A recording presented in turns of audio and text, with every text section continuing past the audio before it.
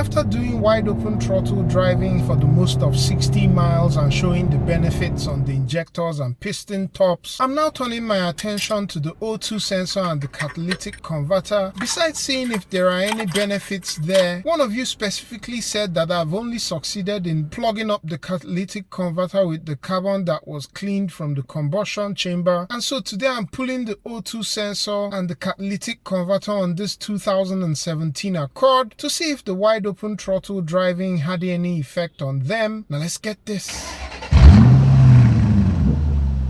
Very first thing to do is to disconnect the electrical connector to the air fuel sensor. That's actually the correct term for Honda, as against calling it the upstream O2 sensor. With that disconnected, I bring in this deep 22mm or 7/8 O2 sensor socket. I like it because of this very wide slit, which spares the wiring. I'll leave the link in the description. I loosen the O2 sensor and undo it the rest of the way and take it out. And honestly, this is looking way cleaner than how it usually looks. While I didn't do an inspection before going on the 60-mile spirited run, I've inspected this O2 sensor a couple of times while doing fuel system cleaner videos to know how the steady state looks. And for comparison, this is how the O2 sensor looked before doing any spirited driving when I inspected it some months ago. You can see that there's a lot more of the tan color all over the sensor, and that's pretty much gone after this spirited run. I don't really think there are other things contributing to this. I haven't also used a fuel system cleaner in a very long while. And now moving over to the catalytic converter, it's time to bring in my Teslong bore scope, and we're going through the hole for the air fuel sensor. And again, this is also looking pretty clean. I don't see any clogged holes or deposits. If your viewing angle is perpendicular to the honeycomb structure of the catalytic converter, you can see here that the holes are clear and there's just no build-up there. Also, for comparison, this is how the catalytic converter usually looked before doing any spirited runs. There isn't much of a difference between these two, and at least we're seeing there isn't any clogging of the catalytic converter. One of the main reasons why you don't usually get deposits in a normal functioning catalytic converter is because it runs at such high temperatures that carbon is just unable to form. And even where you have some carbon transferred from the combustion chamber to the catalytic converter, those high temperatures is just going to burn off those deposits and leave your catalytic converter feeling like new. One caveat I would say about doing wide open throttle driving to clean out carbon is to not attempt this if you have timing related engine codes or if your engine is misfiring. That could actually make things worse. And also do drive responsibly if you do attempt that. If you missed the first video in the series, I'll be sure to leave a link on the screen. Thank you very much for watching. Catch you on the next one.